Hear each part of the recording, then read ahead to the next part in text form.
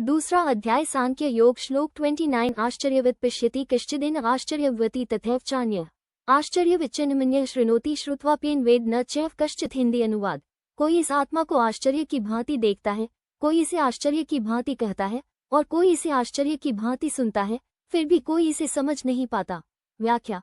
इस श्लोक में भगवान श्री कृष्ण आत्मा की अद्भुत और रहस्यमयी प्रकृति का वर्णन कर रहे हैं। आत्मा के बारे में जानने के लिए लोग इसे एक अद्वितीय और अचंभित कर देने वाली वस्तु के रूप में देखते हैं, फिर भी इसकी गहराई को पूरी तरह समझ पाना बहुत कठिन है।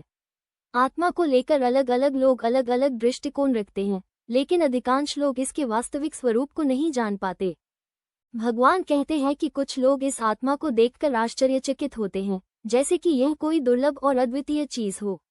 कुछ लोग इसके बारे में अपने विचार प्रकट करते हुए इसे समझाने का प्रयास करते हैं, लेकिन इसके रहस्य को पूरी तरह समझा पाना कठिन होता है।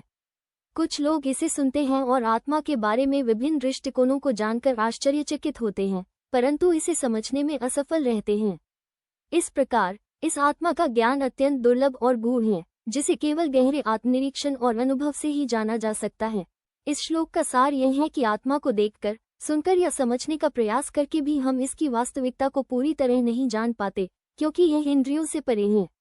ये शरीर में रहते हुए भी शरीर से अलग है और इसका न तो कोई जन्म है और न ही कोई मृत्यु।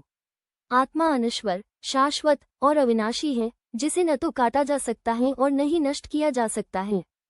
भगवान श्री कृष्ण यहाँ अर्जुन को ये समझाने की कोशिश कर रहे हैं कि आत्मा का स्वरूप सामान्य बुद्धि से परे है। इसलिए अर्जुन को शरीर के नाश होने पर शोक नहीं करना चाहिए, क्योंकि आत्मा तो अनंत है। आत्मा के इस दिव्य रहस्य को जानकर अर्जुन को मोह और शोक से मुक्त होकर अपने कर्तव्यों का पालन करना चाहिए। इस श्लोक के माध्यम से भगवान ये स्पष्ट करते हैं कि आत्मा को समझने का प्रयास एक अद्भुत अनुभव है, लेकिन इसे समझ पाना बहुत दुर्लभ और कठिन है। आत्मा का ज्ञान ही सच्चा ज्ञान है, और ये ज्ञान व्यक्ति को जीवन और मृत्यु के भय से मुक्त कर देता है।